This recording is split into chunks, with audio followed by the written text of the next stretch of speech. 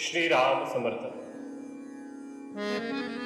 भगवंताचे स्मरण हेच भक्तीचे रहस्य. मी नाही, तू आहेस हे जाणणे हेच खरी भक्ती होय. भक्तीचा विषय एक भगवंत ठेवला की बाकी सर्वांचा विसर पडतो. भक्ती केली की चित्त निर्विषय होते हे सांगावेच लागत नाही. स्वतःचे विस्मरण आणि भगवंताचे स्मरण हेच भक्तीचे रहस्य. भगवंताची प्राप्ती पाहिजे असेल तर भक्ती करा. भगवंताच्या चरित्रात भक्तांच्या सर्व तऱ्हा आहेत. त्यामध्ये आपण कुठेतरी खासच बसू. भगवंताने त्या सर्वांना समाधान दिले, मग ते आपल्याला का मिळणार नाही?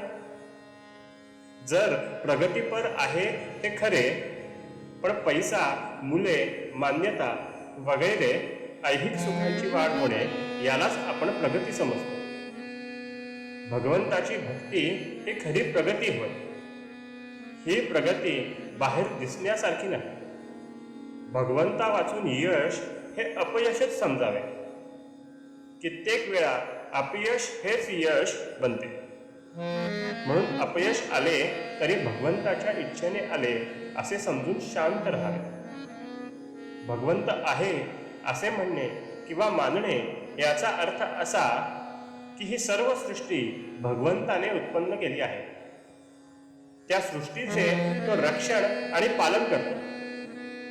सृष्टीमध्ये अनेक समूह आहेत, त्यांचे सुद्धा रक्षण आणि पालन तोच करतो. त्या समूहांपैकी आपण एक जीव आहोत आणि आपलेही रक्षण आणि पालन तो सदा करीत आहे. खरे पाहिले असता प्रत्येक मनुष्य अद्वैताचाच अभ्यास करीत असतो.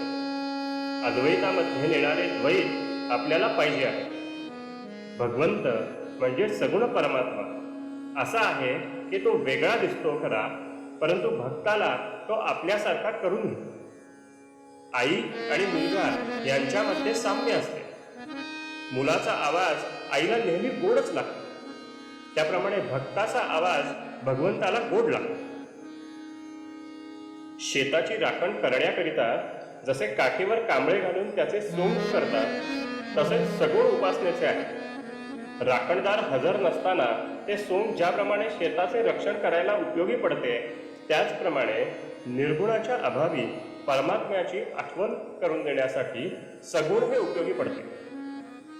डोंगराच्या माथ्यावर चढल्याशिवाय आपले पलीकडे असलेले गाव जसे आपल्याला दिसत नाही, तसे सगुण रूपमय झाल्याशिवाय निर्गुण होता येत नाही. जो भगवंतावर अवलंबून आहे तोच खरा स्वतंत्र होय. भगवंताचा ध्यास लागणे म्हणजे तद्रूपच होणे होय. भगवंताची प्रीती याचेच नाव भक्ती. माझा त्राता, माझी काळजी घेणारा, माझे रक्षण करणारा आणि पालन करणारा तो भगवंत आहे असे मानणे आणि तसे वागणे हेच भगवंताबद्दलची खरी अस्तित्व बुद्धी होय.